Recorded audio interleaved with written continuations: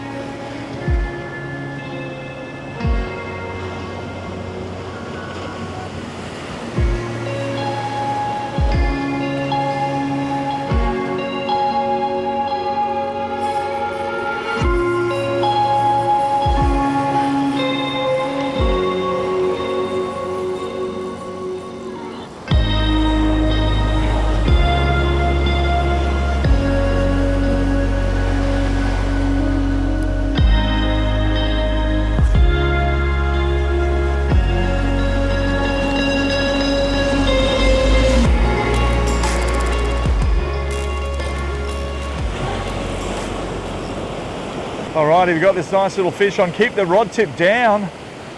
Keep that rod tip down and use the wave. So when that wave starts to come back in, right now we bring the fish up and try not to let him jump up or anything like that. And there's your Tailor. Not a bad fish taken on that lure. So one thing is, when you are fishing, rod tip down, not high when you retrieve the fish. Otherwise, good chance he'll jump up and flick that weight. Because you've got to remember, the weight on here, as that fish jumps out, is going to move like a pendulum. Therefore, it'll pull out of that fish's mouth. So you don't want that to happen. So really ideal is to make sure that when you are fishing, you get that strike. Yep, lift your rod, strike the fish, sink the hook, and then of course, keep that rod tip down. Keeping the rod tip up is going to bring the nose of the fish up, and he's going to want to jump, so don't do that. Keep the rod tip down. He'll still want to flick around, but not as much as being guided to the surface of the water. So a couple of tips there for you to get your fish back to the beach. Not a bad Tailor, had a few hits there, dropped a couple, but in all, I'll keep trying my luck, see how we go. So the gear that I'm running, really cool beach gear, nice and light. The Sedona C5000, a nice light, affordable reel. And I've got the Izalus on here. It's a 10'6" rod, two-piece, so you can take it apart and of course put it in your car or easy to store at home. The braid I'm running here is OSHA 8 braid, which is the braid from Shimano. I'm also using about 40-pound fluorocarbon leader, but the lures I'm running here, this is the Sea Tiger 40-gram Perry lure. So good. So good. This lure, I tell you, is the bomb when it comes to catching fish. They also do the Surf Rider and the Mod-Jig, okay, a couple of other different jigs in that series, and they all serve a great purpose.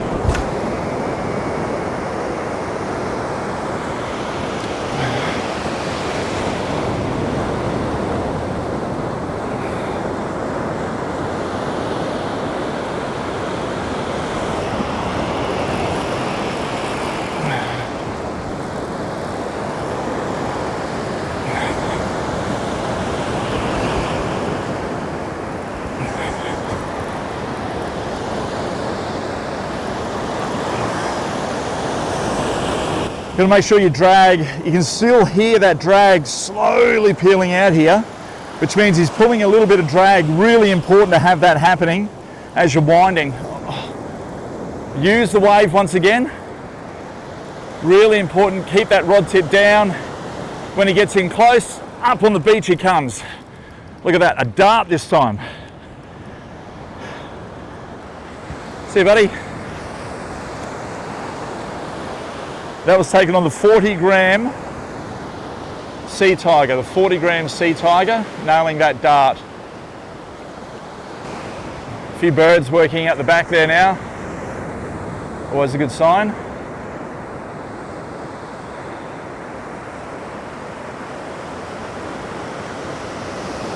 When you get your lure back to the last wave, obviously that's when you just want to crank it in as fast as you can to get that lure straight back out there.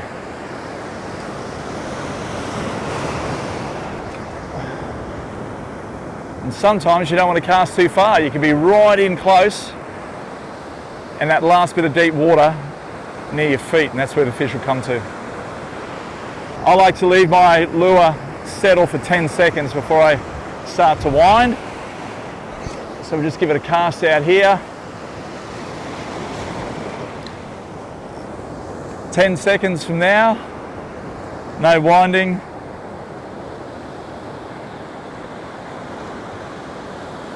And we start to crank it. Nothing too fast. Tailor are a real clumsy fish, remember, so. Yeah, yep, on the drop. That's what I was saying, sometimes let that lure sink down. And as soon as you start to wind, whether they get inquisitive, I don't know, but letting it all settle really makes a big difference to your hookup rate. Use that water once again. Oh, I think I just did him. Yeah, he popped off, bugger.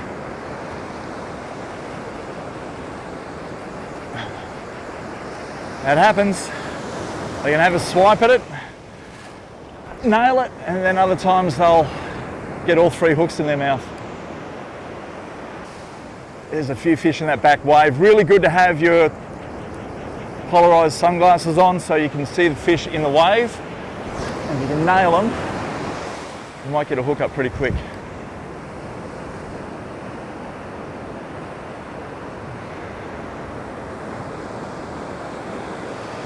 Yep, that's a nice fish. I saw them in the wave, using the polarized, and bang, straight on those tonic eyewears. I'll tell you what, they're absolutely bloody brilliant. Keep that rod tip down. I love using a real flexible rod like this. It just allows that fish to stretch his head a bit, and the cushion of that rod is just allowing him to move around a bit as well. But at the same time, I want to get this guy in, not lose him like the last one. He's taking a bit of drag. He's peeling it. Again, I don't want to go too tight on that drag for obvious reasons. When he jumps, it'll just, could potentially pull that hook out. Okay, use the wave. Here we go. Use the wave. When that wave pulls out, that's when it can be really bad because you've got the current against the fish. Okay, use the wave here. And I'm going to have it, oh, there he goes. Beautiful Tailor.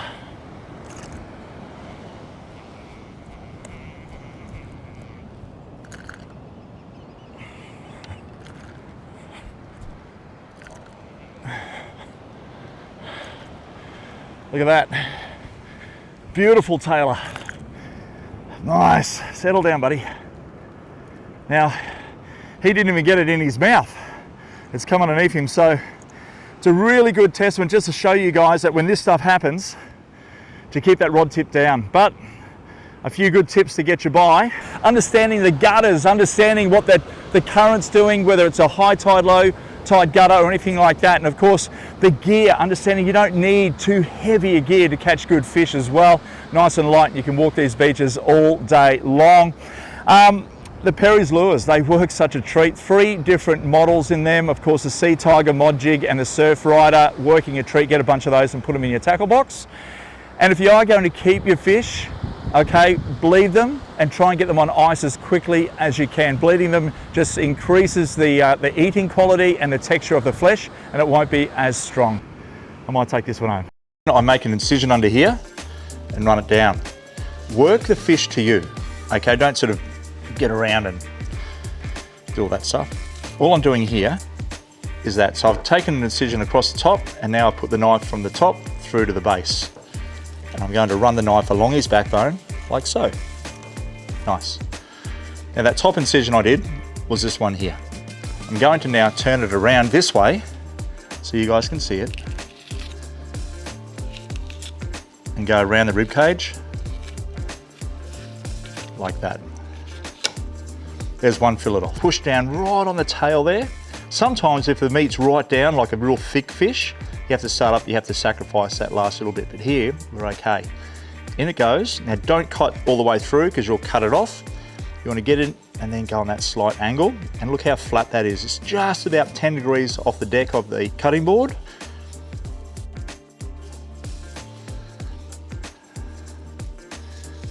And quite simple. So along here is the pin bone section. Most fish have that. So we're just going to run our knife along the edge of that. Take it out. And there we have it. That is the fillet that you would buy in store.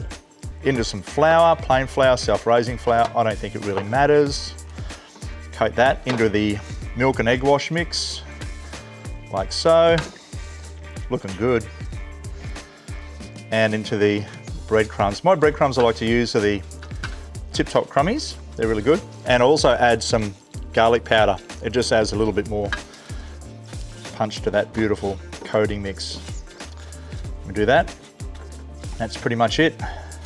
I'll do the other fillet and I'll meet you at the fryer. So quite simply, I like to leave the basket down and just gently place in one on each side,